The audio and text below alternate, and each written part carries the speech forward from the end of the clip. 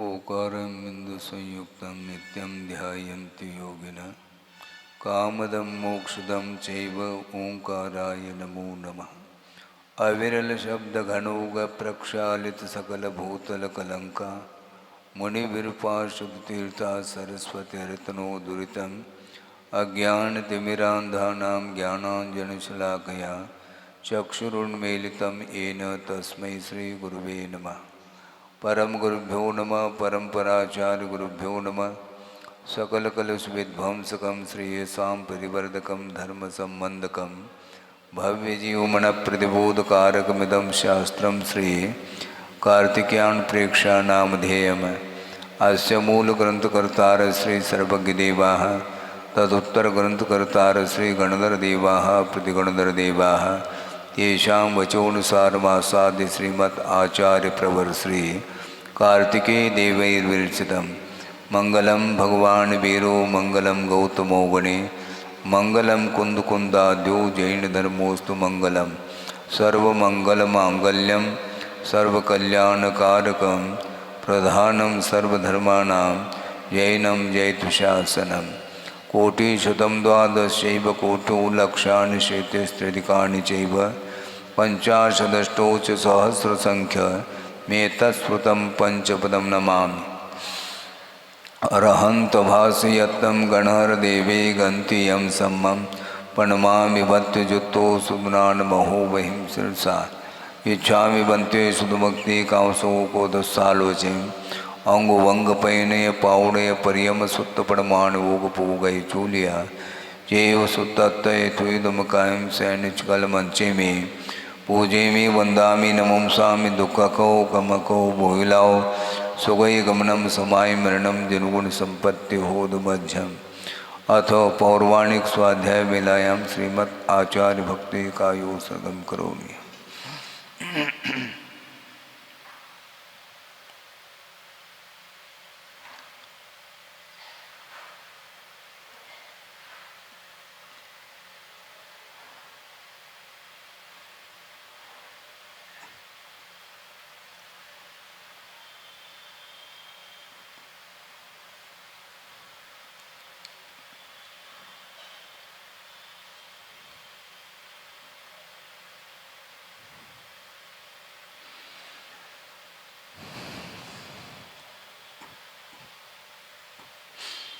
श्रुतजलधिपारगेभ्य स्वपरमत विभावना पटुमतिभ्य सुचरितपूर्णदेभ्यो नमो गुरुभ्यो गुणगुरुभ्य। छत्तीस गुण समग्रे पंचव्याचारकरण संदर्शे शेषानुगुले धम्मायिरिये सदा वंदे गुरुवत्य संयमेन यतरन्त संसार सायरं घोरं छिन्नन्त्यट्टकं मम जन्मन मरणं न पावेन्ति ये नित्यं व्रतमंत्र होम निरुता ध्यानाग्निहोत्राकुला षट्कर्मा वृतास्तपोधनदना साधुक्रिया साधव शील प्रावरणा गुणप्रवरणा चंद्रार्गतेजोदिका मोक्षद्वारक पाठ पाठनपटा प्रीणन्तु मां साधव। गुरुव पान्तुनो नित्यं ज्ञानदर्शन नायकाः चारित्रार्णवगम्भीरा मोक्षमार्गोपदेशकाः इच्छामि बन्ते आयुर्वत्ते कामसुको को दुस्सालोचे सम्मनान सम्मदंसन समचर्जुत्तानं पंचव्याचाराणाम् आयुर्यानम् आयारादि स्मरानुपदेशयानं वज्झायानं तिरयनुगुणपालयानं सौसानं सैनिचकलमंचे में पूजे में वंदामि नमंसामि दुःखको कमको भोइलाओ सुगई गमनम समाय मरणम जनुगुण संपत्ति होद मध्यम। तिहो अनुतिलयम देवं वंदिता तिहो निंद परिपूज्यम ओछम अनुपेहावो भवीय जनानंद जननी वो।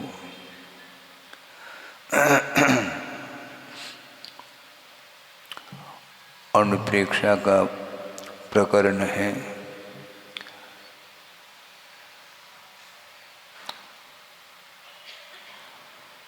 वस्तु तत्व के स्वरूप को यथार्थ उसका ज्ञान किए बिना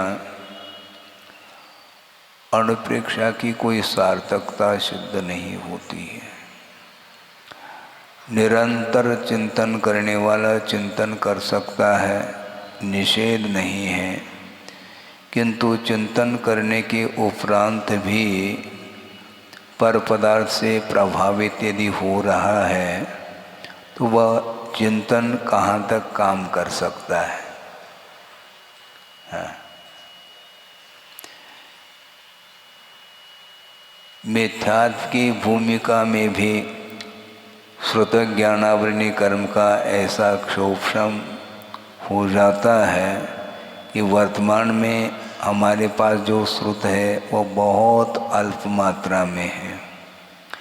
पर्याप्त मात्रा में ज्ञानावरणी कर्म का क्षोभम होने के उपरांत समस्त वस्तु तत्व का परिज्ञान होने के उपरांत भी एक भी प्रकृति का वह संवर नहीं कर पा रहा है।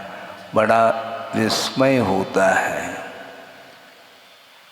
चिंतन करना अलग वस्तु, किंतु चिंतन करते हुए भी यदि श्रद्धापूर्वक चिंतन करते हैं तो चिंतन की सार्थकता सिद्ध होती है। श्रद्धान के अभाव में लंबा चौड़ा ज्ञान लेकर के चल रहा है, बारीकी से वस्तु तत्व के स्वरूप के बारे में ज्ञान तो प्राप्त कर लिया, इसके बावजूद भी श्रद्धान से वंचित है और वर्तमान में बहुत अल्प मात्रा में श्रुत हम लोगों के सामने हैं। प्रथमान योग, करणान योग, चरणान योग, द्रव्यान योग संबंधी जो भी विषय उपलब्ध होता है अत्यल्प मात्रा में उपलब्ध होता है। आप लोग कह सकते हैं महाराज हम अज्ञानी ठहरे, हमें कुछ आता नहीं है। नहीं आता है ये अलग वस्तु, किंतु वह फील करता है महाराज ऐसा कोई भी उपाय बता दो जिसके माध्यम से हमारा जीवन का उद्धार हो सके।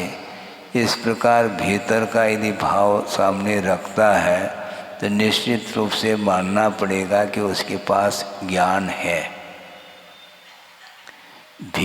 जो भीगता है उसके लिए कुछ कहा जाता है तो बहुत जल्दी वह प्रभावकारी सिद्ध होता है।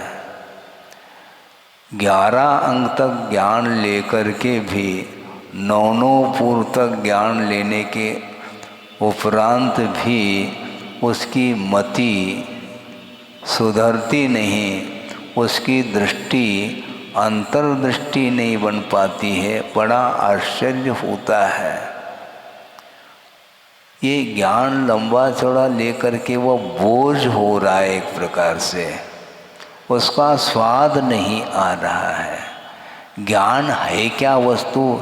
ज्ञान के माध्यम से आश्रव रुकना चाहिए, ज्ञान के माध्यम से रागादिक परिणाम समाप्त होना चाहिए, ये तो दूर रहा।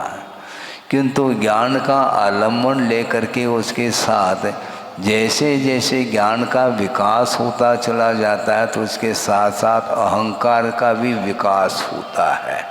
प्राय करके ज्ञान को लेकर के, जबकि ज्ञान वस्तुतः किस काम में आता है, ज्ञान का कार्य क्या है? नानस फलम उपेक्षा, ज्ञान का फल है उपेक्षा का अर्थ चारित्र कहा है। आप ध्यान से सुनेंगे, बहुत कठिनाई है।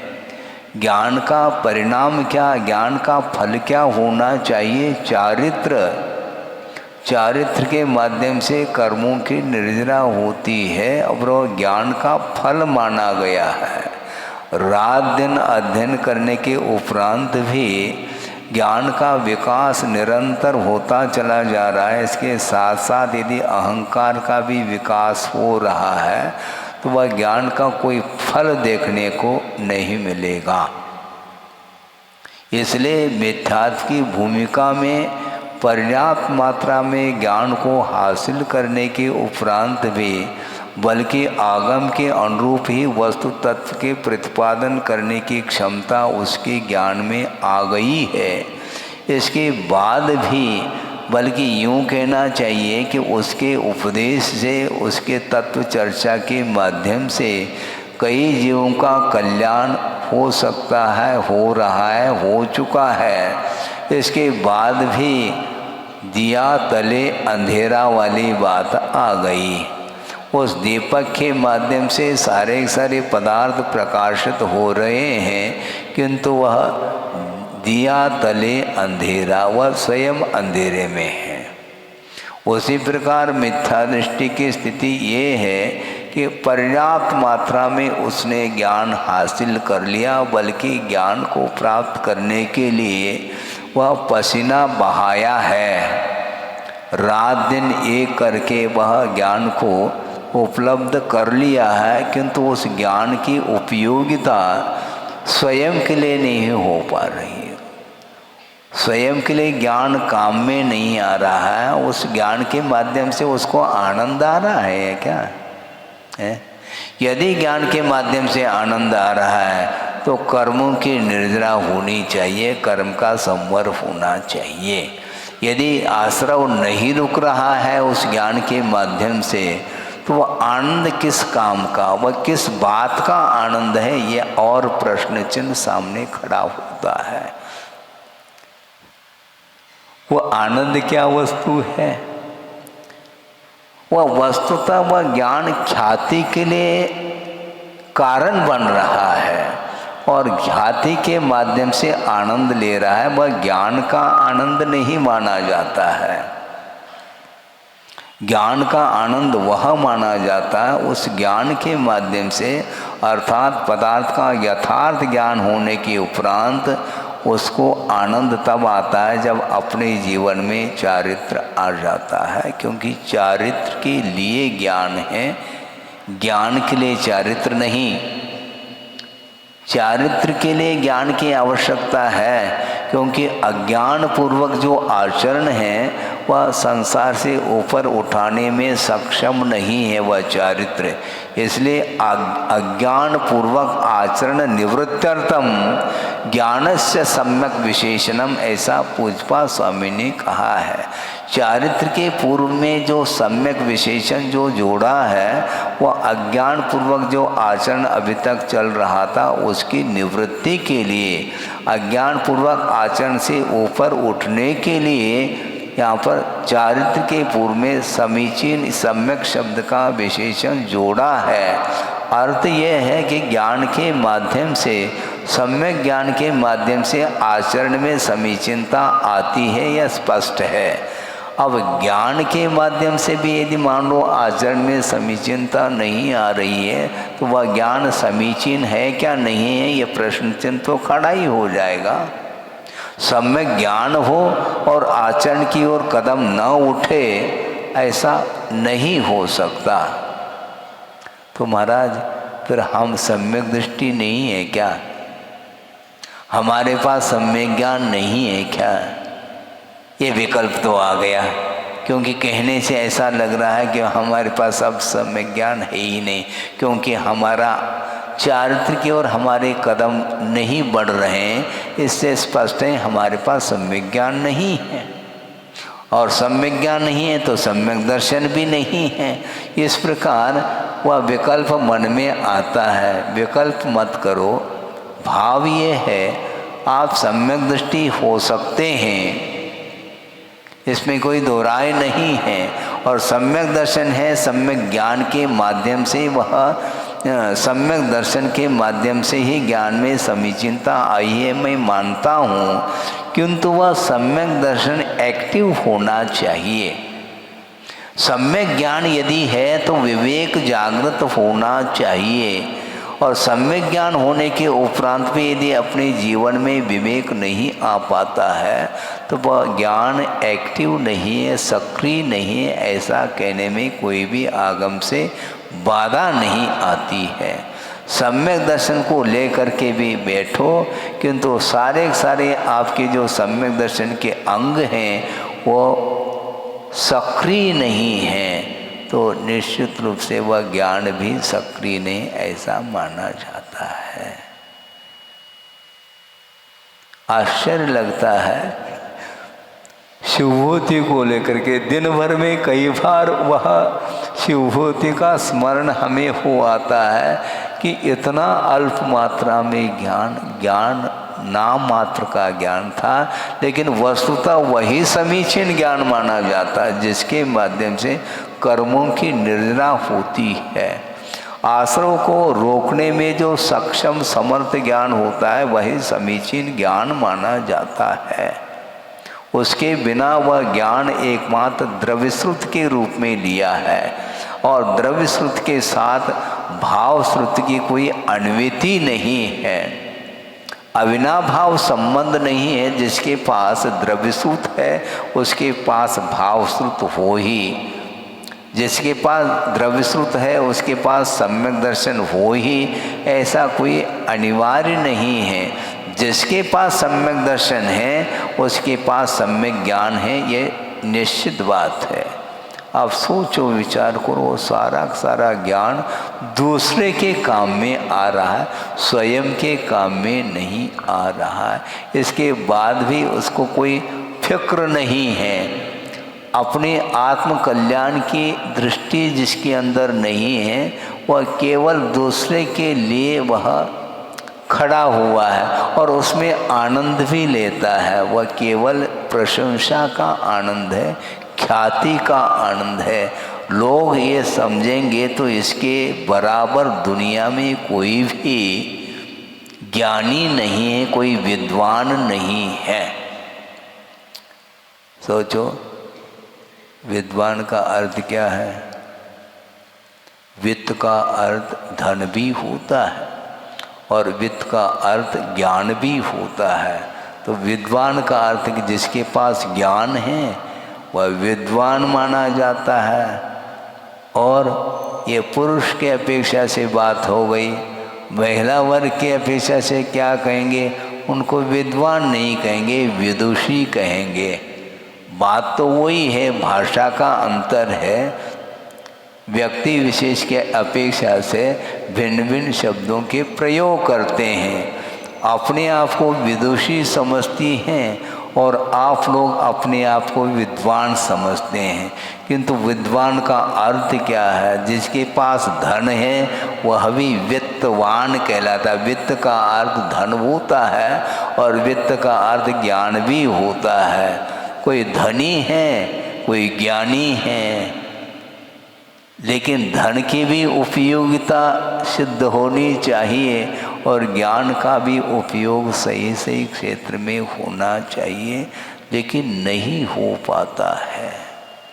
ये प्रशंसा का भूखा है संसारी प्राणी, इसलिए इस प्रकार की स्थिति बन रही है। तो मैं शुरुआत में ही ये बात कही थी, वह ज्ञान किस काम का जिसके माध्यम से कर्म का निरोध न हो। आश्रव का निरोध करने में जो सहायक सिद्ध होता है वही सम्यक ज्ञान माना जाता है। अर्थ ये है कि सम्यक दर्शन के अभाव में आश्रव का निरोध कोई भी नहीं कर सकता, चाहे कितना ही द्रव्यश्रुत लेकर के रहे। 9 ग्रेवेक आपने सुना तो होगा। 16 स्वर्ग होते हैं। वैसे तो देव 4 प्रकार के होते हैं। देवा चतुर्निकाया, भवनवासी, व्यंतर, ज्योतिष और वैमानिक की अपेक्षा से ये 4 प्रकार के फैकल्टी हैं देवों में। तो उसमें जो वैमानिक देव होते हैं वो सारे सम्यक दृष्टि ही होते हैं, ऐसा तो है नहीं। वहाँ पर मिथ्या दर्शन के साथ भी वैमानिक देवों में उत्पत्ति होती है। और यहाँ तक कि 16वें स्वर्ग के उपरांत 9 ग्रेवेक का नंबर आता है, जहाँ पर 22 सागर के उपरांत एक सागर बढ़ती गई है। तो अंतिम ग्रेवेक की जो उम्र है वह 31 सागर की उसकी उत्कृष्ट आयु मानी गई है। 31 सागर की उत्कृष्ट आयु है, शुक्ल लेशा है और प्रविचार का अभाव है और पर्याप्त मात्रा में वह ज्ञान भी रखता है। नहीं रखता ऐसा नहीं, इसके बाद भी मिथ्यात्व के साथ जीवन व्यतीत कर रहा है। अब सोचो विचार करो, शुक्ल लेशा होते हुए भी, प्रविचार का अर्थात वासना का अभाव होते हुए भी एक भी प्रकृति का वह संवर नहीं कर पा रहा है, बड़ा आश्चर्य लगता है। ज्ञान क्या काम कर रहा है, कषाय की मंदता क्या काम कर रही है, सोचो विचार करो। कोई थोड़ा बहुत संक्लेश परिणाम में आ जाता है तो उसको व्यवहार में ये बोला जाता है बहुत कषाय करता है, किंतु वहाँ पर शुक्ल लेशा है बंधुओं, वहाँ पर क्रोध, मान, माया और लोभ, ये चारों कषाय इतनी मंदता को प्राप्त हुए हैं, ऐसा लगता है कि यह सम्यक दृष्टि होना चाहिए। एक सम्यक दृष्टि है और कृष्ण लेशा हो सकती है, क्योंकि असंयम की भूमिका में 6 लेशाओं का उल्लेख मिलता है आगम में। कृष्ण, नील, कापोत, ये सारे अशुभ लेशाएँ मानी जाती हैं। पीत, पद्म और शुक्ल ये शुभ लेशा मानी जाती हैं। कषाय की मंदता में शुभ लेशाएँ होती हैं और कषाय की तीव्रता में अशुभ लेशाएँ होती हैं। और चारों प्रकार के देवों में शुभ लेशाएँ होती हैं नियम से। एक अपवाद है, अपर्याप्त अवस्था में भवनत्रिक में अशुभ लेशा का भी सद्भाव बताया, अब एक अलग वस्तु। किंतु जन्म लेने के उपरांत, जन्म से आदि लेकर के अंत तक चारों प्रकार के देवों में शुभ लेशाओं का ही अस्तित्व पाया जाता है। और भवनत्र के उपरांत जो वैमानिक देव हैं वो तो शुभलेशा वाले हैं और आगे और शुभलेशा बढ़ती जाती है।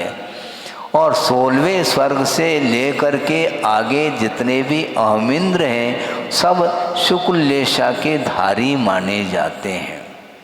इसके बाद भी सम्यक दर्शन का अभाव है। अब सम्यक दर्शन की क्या पहचान है, समझना ही कठिन हो गया। कोई आपस में लड़ रहा है तो उसको हम एकदम नहीं कह सकते हैं कि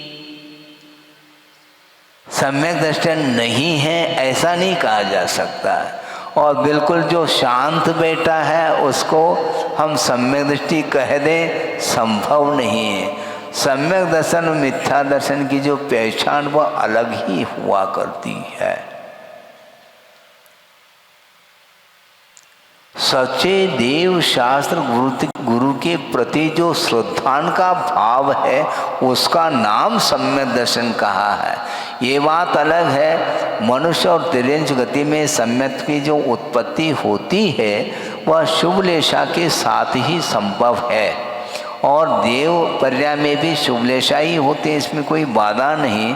किंतु नरकों में ऐसी व्यवस्था नहीं, क्योंकि नरकों में जो नारकी रहते हैं वे अशुभ लेशा वाले माने जाते हैं। नारका नित्या अशुभतर लेशा ये कहा है। निरंतर नारकियों में जो लेशा होती है वह अशुभतर लेशा होती है, अर्थात कृष्ण, नील, कापोत ये 3 लेशाएं पाई जाती हैं। इन अशुभ लेशा की भूमिका में भी सम्यक दर्शन के अभिमुख हो जाता है वह मिथ्या दृष्टि नारकी, और सम्यक को उत्पन्न कर लेता है। और इधर शुक्ल लेशा के साथ रह करके भी सम्यक दर्शन से वंचित है। इसलिए हम बहुत आगम के अनुरूप आपके सामने ये विषय रखना चाहते हैं और आप लोगों को भी बहुत गौर से इस विषय को सुनने का पुरुषार्थ करना चाहिए। वहाँ पर शुक्ल लेशा होते हुए भी, वहाँ पर अनुप्रेक्षा करते हुए भी सम्यक दर्शन उत्पन्न नहीं हो रहा है। तो सम्यक दर्शन किस चिड़िया का नाम है, उसकी क्या पहचान है, हम पहचान नहीं सकेंगे करणानियों की विवक्षा में कौन सम्यक दृष्टि कौन मिथ्या दृष्टि, इसका आकलन करना बहुत कठिन है, क्योंकि कर्म इतना सूक्ष्म है, वह दृष्टिगत नहीं हो सकता। नेत्रेंद्रिय का विषय कर्म नहीं बन सकता, बल्कि किसी भी इंद्रिय का विषय कर्म नहीं बन सकता, और वह मन का विषय भी नहीं बन सकता। इतना सूक्ष्म वह कर्म होता है, वह परिणामों के माध्यम से उसका आश्रय निरंतर होता रहता है। इसलिए परिणामों के माध्यम से ही कर्म की क्वालिटी किस प्रकार हो सकती है, इसका एकमात्र अनुमान किया जा सकता है, डेफिनेट नहीं कह सकते हैं, क्योंकि आशा की जो परिणति है वह विचित्र ढंग की होती रहती है। इसलिए शुक्ल लेशा होते हुए भी और एक क्षण के लिए भी मन संबंधी भी वासना जागृत नहीं हो रही है। कहाँ पर? नवग्रहवेक में। सोचो, क्योंकि 16वें स्वर्ग तक जो वासना जागृत होती है वह भिन्न भिन्न इंद्रियों की अपेक्षा से काय प्रविचारा आ ऐशानाथ, ऐशान स्वर्ग तक जो देव होते हैं वे शरीर के साथ वह प्रविचार करते हैं मनुष्य के समान, ऐसा कहा। इसके बाद जितने भी स्वर्गीय देव हैं वे शरीर के साथ तो प्रविचार नहीं होता है, किंतु स्पर्श के माध्यम से भी अब्रह्म सेवन होता है। रूप के अवलोकन करने से भी अब्रह्म सेवन होता है, और गीत संगीत आदि के श्रवण के माध्यम से, जो कि राग वर्धक वह गीत माने जाते हैं, उसके श्रवण से भी अब्रह्म सेवन होता है। और मन के माध्यम से देव अपने देवांगना का स्मरण करता है, और देवी अपने साथ जिसके साथ नियोग है उनका वह स्मरण कर लेती है देव का, उसके माध्यम से अब्रह्म की पूर्ति होती है। सोचो, विचार करो, अन्यथा नहीं लेना, किंतु स्वाध्याय करने के लिए बैठे हैं कि वर्तमान में क्या वातावरण है आप परिचित नहीं है क्या? सोचो, विचार करो, अपने आप को सम्यक दृष्टि भी घोषित करो और निरंतर राग में डूबे रहो, ऐसा नहीं होता, न होना चाहिए। रात दिन टेलीविज़न के सामने बैठ कर के जो दृश्य देखा जा रहा है, राग वर्धक दृश्य, उसके माध्यम से कर्म का आश्रय हो रहा है क्या? कर्म का संवर आश्रय हो रहा है ना, तो अनुप्रेक्षा काम आ रही है। सोचो, विचार करो, महाराज फिर तो हम क्या करें? आप जानो। मतलब स्वाध्याय करने के उपरांत भी उस ओर दृष्टि संसारी प्राणी की नहीं जा पाती है। सोचना चाहिए, महाराज हम तो रागी हैं। ध्यान रखो, रागी का अर्थ क्या होता है? सम्यक दृष्टि के पास उतना ही राग होना चाहिए जितना आगम में उल्लेखित है। अनंतानुबंधी संबंधी यदि राग आ गया, फिर वह सम्यक दर्शन सुरक्षित नहीं रह सकता, क्योंकि 8 अंगों का पालन करने के लिए कहा गया है। सम्यक दर्शन के 8 अंग है क्या नहीं, इसका परीक्षण कौन करेगा? निकांक्षित है अंग है? निकांक्षित अंग विद्यमान है। विषयों की आकांक्षा नहीं होना बहुत गहरा अर्थ है। हालांकि आप बिना अर्थ के सहारे जीवन आपका नहीं चल सकता, मैं मानता हूँ, व्यक्ति की आवश्यकता होती है, किंतु निकांक्षित अंग का पालन किस ढंग से किया जाता है इसको भी समझना है। ये विषयांतर नहीं है, ये अनुप्रेक्षा के अंतर्गत ही ये विषय आ रहा है, क्योंकि अनुप्रेक्षा की सार्थकता बिना श्रद्धान के संभव नहीं, ये ध्यान रखो।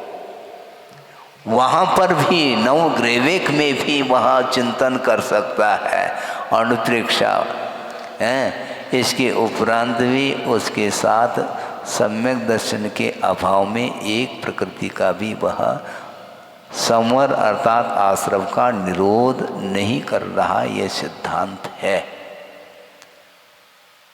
सोचो, विचार करो।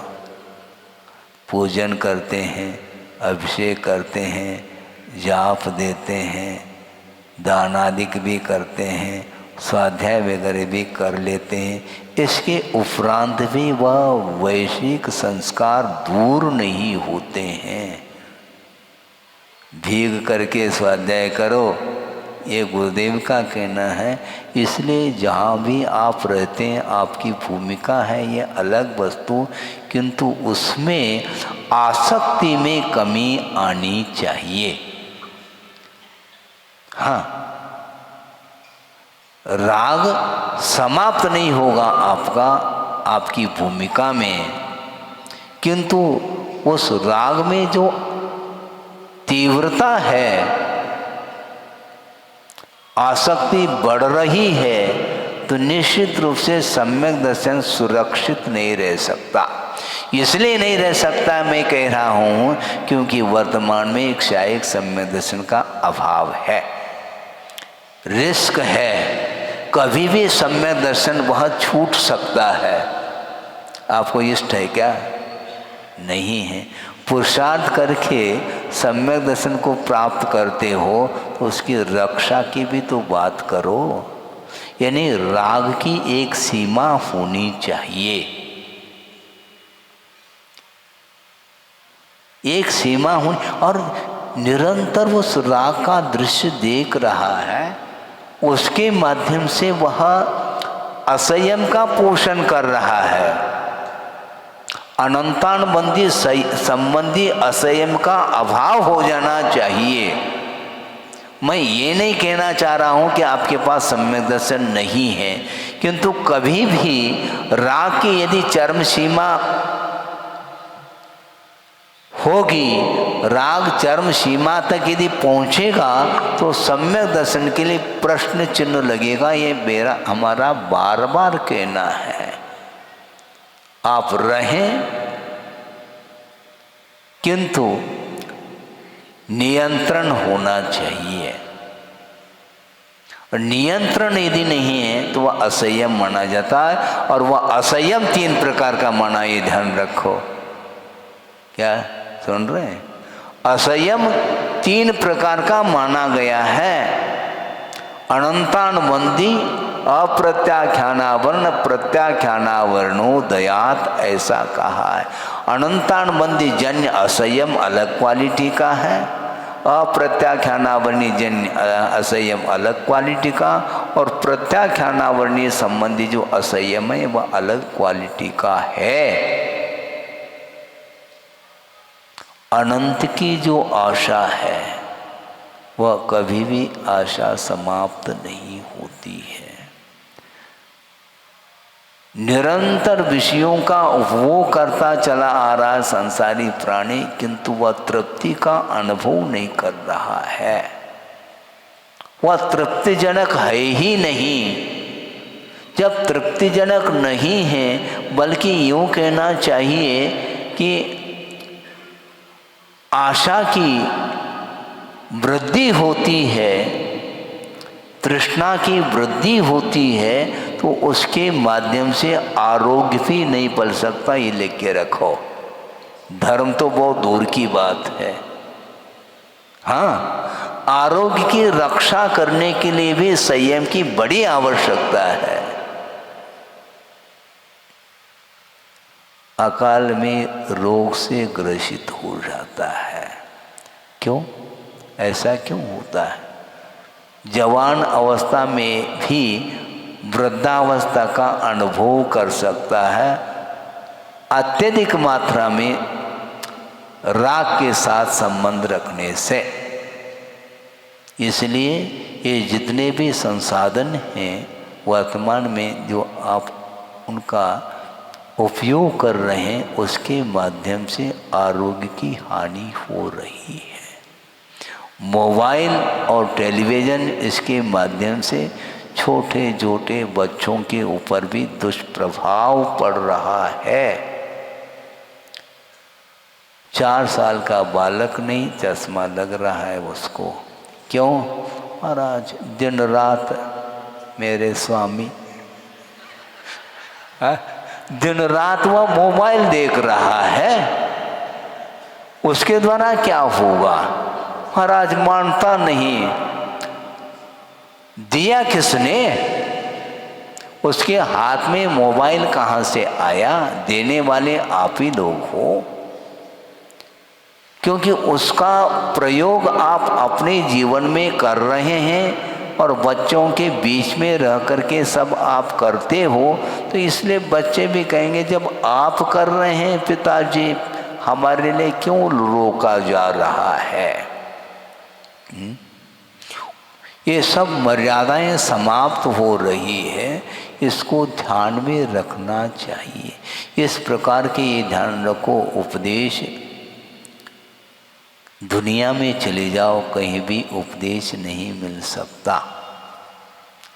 संसार से ऊपर उठना चाहो, अपने बच्चों के ऊपर अच्छे धार्मिक संस्कार डालना चाहो, तो आगम के अनुरूप अपनी प्रवृत्ति को बनाने की बड़ी आवश्यकता है। आप अपनी भूमिका के अनुरूप आपका राग पूर्णतः समाप्त तो नहीं हो सकता, किंतु उसमें ब्रेक लगना चाहिए। है? ब्रेक का अर्थ क्या होता है? संयम, असंतुलित नहीं होना चाहिए। है? इसलिए पहले भी हमने ये बात कही थी, आप लोगों को विस्मरण हो जाता है। चारित्र में और संयम में बड़ा अंतर है। चारित्र का अर्थ चलने का नाम चारित्र होता है, व्रतों का पालन करने का नाम चारित्र होता है, किंतु चारित्र के पालन करने में जो सावधानी बरती जाती है उसका नाम संयम है। इसलिए महाराज फिर तो हम तो असंयमी हैं, हमारे जीवन में तो संयम आ नहीं सकता। किसने कहा है? किसने कहा है? अविरत सम्यक दृष्टि के पास भी संयम है, अर्थात चारित्र है। वो कौन सा चारित्र? सम्यक्त्वाचरण चारित्र कहा है। अविरत सम्यक दृष्टि का अर्थ ये होता है, संकल्प पूर्वक उसने असंयम का अर्थात पाप का त्याग नहीं किया है। न स्थूल रूप से पाप का त्याग किया है, न सूक्ष्म रूप से पाप का त्याग किया है, इसलिए वह असंयमी है, अविरति है। इसके बावजूद भी सम्यक दृष्टि है, तो उसके पास सम्यक दर्शन के अनुरूप आचरण उसका भी होता है। अन्यथा मिथ्या दृष्टि के आचरण में और सम्यक दृष्टि के आचरण में कोई अंतर है क्या? नहीं है। किसी को मिथ्या दृष्टि कह दे, हमें मिथ्या दृष्टि कहते हो, अच्छी बात है, आपका आचरण क्या है ये तो बताओ। जैन साहब, हाँ आपको जैन बोलते हैं, तो जैन साहब आपकी क्या हालत क्या हो रही इन दिनों में है? क्योंकि कभी कभी जो जैनेतर होते हैं बंधु, वो भी आप लोगों की प्रवृत्ति को देखते हैं, क्योंकि वो भी जैनागम का अध्ययन वो भी करते होंगे। क्योंकि अहिंसा परमो धर्म हम जय बोल रहे हैं, इसके उपरांत भी आचरण की दृष्टि से देखते हैं तो उनको भी देखने में बात आती है। जैसे उदाहरण के लिए अन्यथा न लें, क्योंकि किसी व्यक्ति विशेष को लेकर के ये उपदेश नहीं दिया जा रहा है, व्यापक दृष्टि से ये उपदेश है और अपने जीवन में उतारने के लिए ही उपदेश दिया जा रहा है। जिसने अपने जीवन में उपदेश को चारित्र का रूप दे दिया, उनके लिए नहीं कहना मेरा, किंतु आम तौर से बात सुनने को, पढ़ने को, देखने को ये विषय मिल जाता है। क्या? फास्ट फूड है, यही बोल। उसमें उसको कैसा तैयार किया हमें बता देना थोड़ा, क्योंकि हमें जानकारी नहीं है। फास्ट फूड में जो भी आइटम बन रहे हैं, ये मैगी हैं, आदि आदि बहुत सारे चीज़ हैं, उसको हमने देखा तक नहीं, न स्वाद लेने का कोई बात ही नहीं उसमें।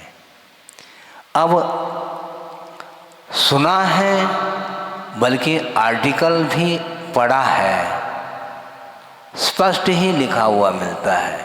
यहाँ तक कि कुछ बच्चे आए थे मेरे पास, बहुत पुरानी बात है, एक छोटी सी पतली सी किताब लेकर के आए थे और शाम के समय आए, महाराज इसको देख लेना।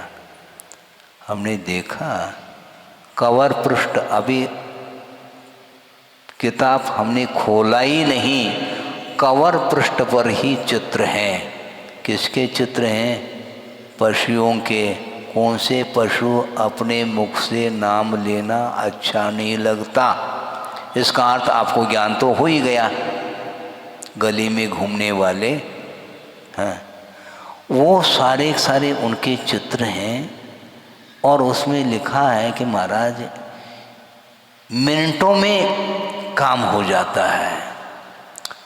ऑटोमेटिक प्लांट उसमें, उसके माध्यम से इसके भीतर जो तत्व हैं उनको पृथक किया जाता है और उसके माध्यम से ये सारे सारे एटम बन रहे हैं। अब सोचो, हम कौन हैं? हम जैन हैं। क्यों? अहिंसा के पुजारी हैं। ठीक है, करो अहिंसा की पूजा, लेकिन इस प्रकार के जो चीज़ें हैं ये सेवन करने में आ रही है क्या? नहीं। आप कर रहे हैं ऐसा नहीं कह रहा हूँ, किंतु यदि त्याग है तो हाथ उठा दो, और जिनका त्याग नहीं है वो हाथ नहीं उठा पा रहे हैं, इससे स्पष्ट है क्या नहीं? बुरा ना माने, जिनका त्याग नहीं है उनको त्याग कर लेना चाहिए। थोड़ा जोर देना पड़ेगा, क्योंकि मात्र सामान्य रूप से ये स्वाध्याय करने से वो आंखें खुलती नहीं है, खोलना पड़ता है? त्रिफला का प्रयोग करना पड़ता है, तब आंखें खुलती हैं। बिल्कुल पक्की बात है।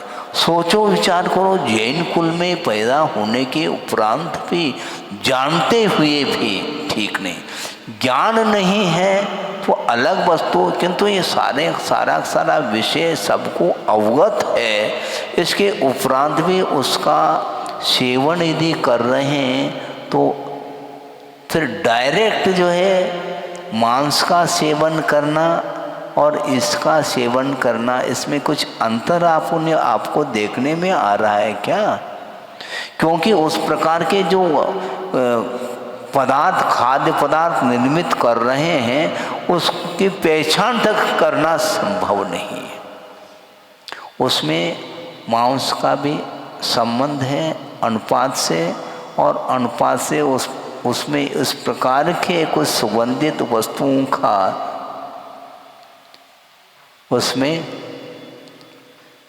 उसमें डाल देते हैं और बना करके रखते हैं, पैकिंग करके। वो सुगंधी के माध्यम से ज्ञात नहीं होता है कि इसमें कुछ मिला है, और आराम से उसका सेवन करने वाले कर रहे हैं।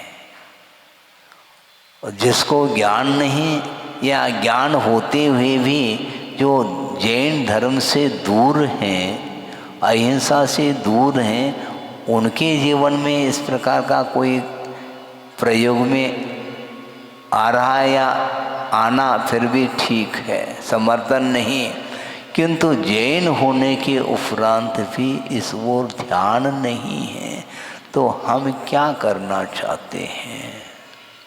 श्रद्धान किस बात का है?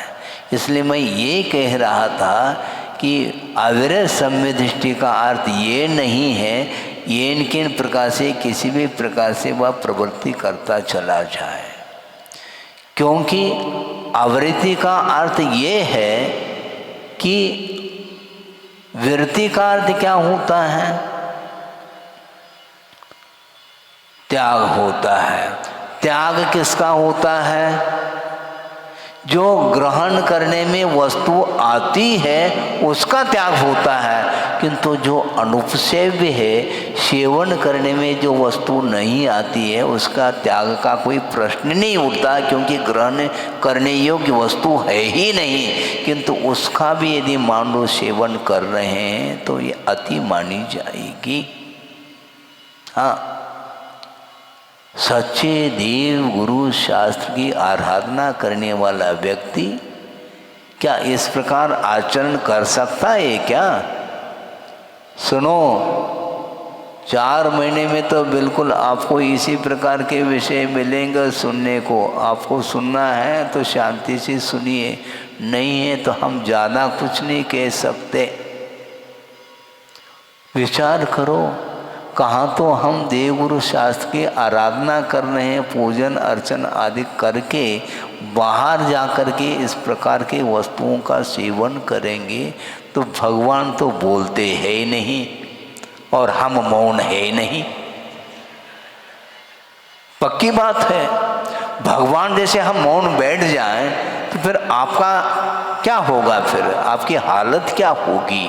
कौन सुधारने वाला है? सुधारना चाहिए, इसमें अनुशासन होना चाहिए। बड़े होने के उपरांत भी यदि अनुशासन जीवन में नहीं आता है तो छोटे बच्चे आपके अनुशासन में रह नहीं पाएंगे। इसलिए आज से आपको ये संकल्पित होना चाहिए, आप नहीं सेवन करते हैं तो बहुत अच्छा है, दोनों हाथों से हम आशीर्वाद देंगे, लेकिन आशीर्वाद के लिए तो आप ताली बजा रहे हो, किंतु छोड़ना पड़ेगा, ये ध्यान रखो।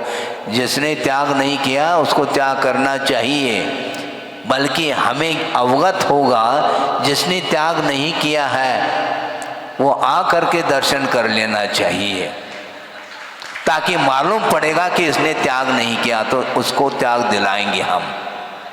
पक्की बात है। उसके बिना केवल आप ताली बजाते रहो और हाथ जो उठा रहे हैं वो जिसका त्याग है वो उठा ही रहा है, जिसका त्याग नहीं है हमें कैसा ज्ञात होगा? बहुत कठिन वस्तुतः देखा जाए, जो खाद्य वस्तु है क्या उसके माध्यम से शरीर पुष्ट नहीं होगा क्या? शरीर के लिए पौष्टिक वस्तु आवश्यक है, तो उस प्रकार के वस्तुओं के सेवन करने से ही शारीरिक बल आता है क्या? संभव नहीं। अच्छे मिठाई है, खोआ मंडी किस काम की वो है, लेकिन बाजार का नहीं खाओ, घर में शुद्ध बना करके स्वयं खाओ, बच्चों को खिलाओ, निरोग शरीर रहेगा। किंतु ये सब छोड़ कर के अठप्रहरी घी के माध्यम से जो कुछ भी मिठाई बनती है उसको छोड़ करके चाट पकौड़ी की ओर दृष्टि जा रही है। ठेले पर बिकते हैं वो, और उसमें कब का बना हुआ है, उसमें क्या डला है, कुरकुरे बोलते हैं, क्या आवाज़ आती है इसलिए कुरकुरे, बस इतना ही है उसका हिसाब किताब। तुम खा रहे हो क्या सुन रहे हो? कुरकुर आवाज़ आ जाए तो अच्छा लगे, गलत। और टेस्टीला हमारा क्या टेस्टीला है वो, और जहर है, ठीक नहीं। आरोग्य की दृष्टि से और धर्म बिल्कुल समाप्त हो जाएगा। अहिंसा परमो धर्म की जय बोलते हैं आप लोग, जीवो और जीने दो बोल रहे हैं। कौन जी रहा है, किसको जला रहे हैं, मुझे बताओ थोड़ा सा। बुरा नहीं मानना, किंतु यथार्थ बात मैं कह रहा हूँ क्योंकि आगम की बात कही जा रही है। इसलिए इस प्रकार कभी भी इनडायरेक्टली मांस का सेवन करने में आता है तो उसको तत्काल उसका परित्याग कर देना चाहिए। इसी का नाम सम्यक्ताचरण चारित्र कहा। ये ध्यान रखो कि केवल शास्त्र की बातें हो रही हैं, चर्चा कर रहे हैं, शिविर लग रही हैं, वो हो रहा है, ये हो रहा है, इससे क्या होना है? लगाओ, शिविर लगाओ, स्वाध्याय करो, कराओ, इसका निषेध नहीं, किंतु अपने जीवन में चारित्र के लिए स्थान मिलना चाहिए। सम्यक के अनुरूप जो आचरण है उसी का नाम सम्यक्ताचरण चारित्र कहा। इसमें निकांक्षित अंग एक्टिव हो जाएगा, सक्रिय संवेदनशील इसी को बोलते हैं। ये स्वाध्याय समाप्त होने के उपरांत में आपस में इसकी चर्चा होनी चाहिए आप लोगों के बीच में, और निरंतर उसका ध्यान में रखते हुए अपने आचरण को सुधारने का प्रयास करना चाहिए। क्योंकि जब अनित्य भावना का चिंतन कर रहे हैं, सारे पदार्थ नश्वर हैं, इसके बावजूद भी हम खान पीन को यदि नहीं सुधारेंगे तो क्या होगा? समय सार का स्वाध्याय कराओ महाराज। अब क्या समय सार है? रत्नकर्ण श्रावकाचार्य के अनुरूप आचरण यदि नहीं बनता है तो मूलाचार भी साइड में रह जाएगा और समय सार तो भूल जाओ तुम। श्रावकाचार्य के अनुरूप आपका आचरण होना चाहिए। बल्कि मैं ये कहना चाहता हूँ कि त्याग के क्षेत्र में क्रमिक त्याग होना चाहिए। किसी ने कहा महाराज हमारा गणंत का त्याग है, बहुत अच्छा है, आशीर्वाद है, ठीक है, लेकिन फास्ट फूड का सोच लेंगे महाराज, गलत बात है ये। फास्ट फूड का तो पहला त्याग होना चाहिए, क्योंकि उसमें क्या अनुपसेव्य वस्तु का सम्मिश्रण है, उसमें मांस का, अंडों का इस्तेमाल किया जाता है, वो सब देखा हुआ है। वो कवर पृष्ठ पर देखते हैं, हमने सोचा कि ये पढ़नी नहीं, क्या पढ़ना महाराज, इसको पढ़ो, हमें नहीं पढ़ना महाराज, इसका जो वो क्या बोलते हैं, हाँ वीडियो वो देख लो, मुझे नहीं देखना, ध्यान रखो। फिर बाद में उन बच्चों को हमने कहा तुम्हारा त्याग है, मौन रह गए और निकल गए। सोचो विचार करो। हमने सोचा ये क्या है, जानते हुए ही जान बूझकर अंध बने, आंखन बांधे पाटी, बस जानते हुए भी उससे दूर नहीं रहना। ये कौन सी दया है, कौन सी करुणा है, कौन सी अनुकंपा है? क्योंकि सम्यक दर्शन के अंग में अनुकंपा एक अंग है? प्रशम, संवेग, अनुकंपा, आस्तिक्य आदि अभिव्यक्ति लक्षणम प्रथमम सराग सम्यक दर्शन कहा। सराग सम्यक दर्शन उसको बोलते हैं जिसमें प्रशम भाव अर्थात कषाय की बंधता, संवेग अर्थात संसार से भीति, अनुकंपा का अर्थ प्राणी मात्र के प्रति दया का भाव, और आस्तिक का अर्थ प्रत्येक वस्तु के अस्तित्व को स्वीकारना होता है। इस प्रकार सम्यक दर्शन के अंग हैं, तो अनुकंपा रूप अंग पल रहा है? सोचो विचार करो। संवेदन नहीं है, संवेदन शून्य व्यक्ति के लिए आगम नहीं रुच सकता, पक्की बात है। संवेदना नहीं, भीतर से कोई असर ही नहीं है, फिर क्या बताएंगे? इसके बाद भी आचार्य कहते हैं कि कर्तव्य को छोड़ना नहीं है। वो त्याग करें अथवा न करें, अपना कर्तव्य करो, निरंतर स्वाध्याय के माध्यम से कभी न कभी उसके मन में भाव जागृत हो सकता है कि हमें इसका सेवन नहीं करना चाहिए। इसलिए अविरति का अर्थ ये नहीं है कि हम कुछ भी आचरण करते चले जाएं। वस्तुतः मद्य मधु मांस के सेवन का प्रावधान क्या आगम्य है क्या?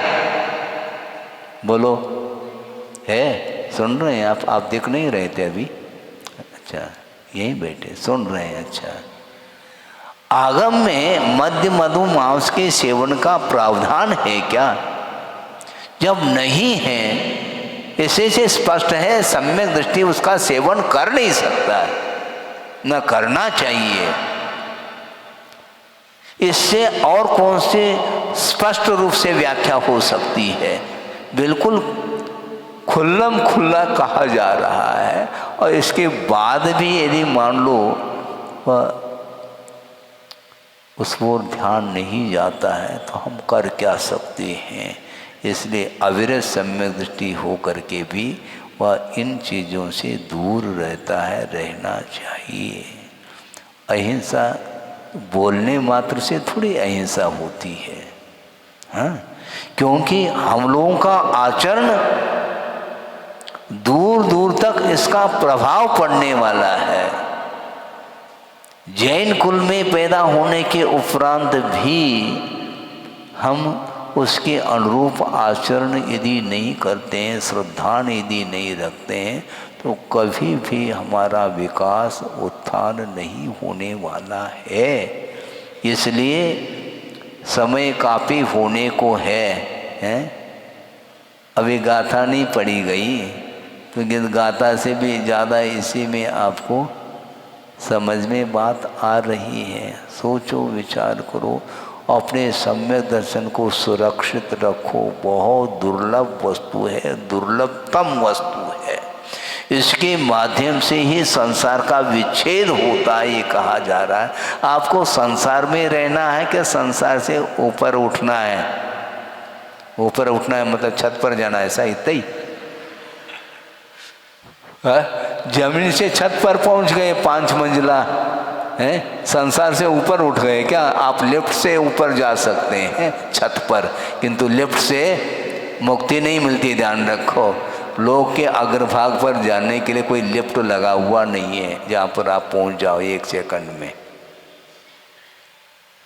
विकास यदि होता है तो इसी प्रकार होता है। ध्यान, सम्यक दर्शन प्राप्त करना दुर्लभ है, और प्राप्त सम्यक दर्शन की रक्षा करना भी अति दुर्लभ हो चुका है। मैं इसलिए जोर दे रहा हूँ क्योंकि वर्तमान में सम्यक दर्शन जिसके पास है या जो प्राप्त किया है, उसका अंतर्मूर्त में सम्यक दर्शन छूट सकता है, ये कहा हुआ है। क्षोभम सम्यक दर्शन का जगन्य उसकी जो स्थिति है वह अंतर्मुहूर्त प्रमाण। अंतर्मुहूर्त का अर्थ क्या? 48 मिनट का नाम मुहूर्त होता है, उसके भीतर का नाम अंतर्मुहूर्त। प्राप्त कर लिया अंतर्मुहूर्त में, वह डिलीट हो गया, मिट गया, समाप्त हो गया। फिर कब प्राप्त करेंगे? फिर कर लेंगे। खेल है क्या प्राप्त करना? ये असावधानी के कारण यदि सम्यक दर्शन के अनुरूप यदि आचरण हमारा नहीं रहेगा तो अंतर्मूर्त में उस आचरण के अभाव में वह डिलीट हो जाएगा, खत्म। फिर कब मिलेगा? गया।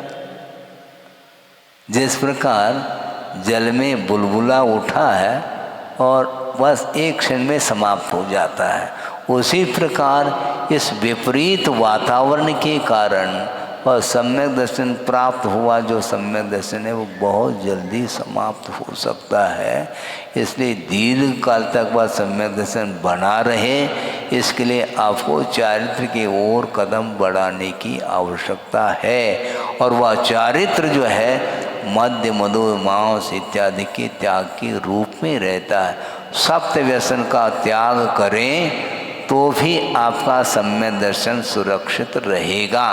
उसके ऊपर उठना चाहो तो आशीर्वाद है, पक्की बात है, लेकिन ये तो अनिवार्य है आपके लिए।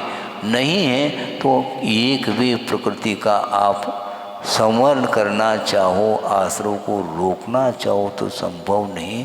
इसलिए वह मर्यादा को लांघ करके वह चल रहा है, इसलिए उसका संसार कभी भी अंत को प्राप्त नहीं होगा। इतना ही पर्याप्त है। इसी प्रकार यह स्वाध्याय चलता चला जाएगा, क्योंकि हमें समाप्त करने का कोई विकल्प नहीं, प्रारंभ करने का विकल्प हमारा जरूर रहा है। इसलिए निरंतर स्वाध्याय के माध्यम से आप अपने आत्मा के ऊपर संस्कार डालने का पुरुषार्थ आपको करना हर हालत में चाहिए। ये मैं कह रहा हूँ क्योंकि इसके माध्यम से मुझे क्या मिलेगा ये ध्यान रखो। आप दुकान खोलते हैं और मान लो कोई ग्राहक नहीं आता है तो आपको प्रॉफिट नहीं होता है, इनकम नहीं, कमी होता जाएगा, इनकम कम होता चला जाएगा। किंतु यहाँ पर ऐसी स्थिति नहीं, यहाँ पर 4 भी व्यक्ति बैठे रहें तो हमारी दुकान चलती रहेगी। ध्यान रखो, कोई भी नहीं बैठेंगे, संग तो बैठा रहेगा। हाँ, पर वो कहाँ जाएंगे? उनको कहीं जाना नहीं और आपको जाना ही है। तो इसलिए हमारी दुकान तो चलती रहेगी, कहीं भी रहें हम, चाहे जबलपुर में रहें क्या अन्यत्र रहें, हमारी दुकान तो चलती रहेगी। गुरुदेव का यही कहना है कि अपना कर्तव्य में कमी रखना नहीं और निश्चित रूप से दूसरे का कल्याण जिसका उपादान है, योग्यता है, तो उपदेश का प्रभाव पड़ेगा और अपने जीवन में वह धर्म के प्रति आस्था रखते हुए वह चारित्र के क्षेत्र में आगे बढ़ता रहेगा। बड़े इस पवित्र भावना के साथ ही इस विषय को पूर्ण किया जा रहा है। बोधि समाधि परिणाम शुद्धि स्वात्मोपलब्धि शिव शोक शुद्धि चिंतामणिम चिंतित वस्तुदाने वामंद मानस्य ममास्तु देवी।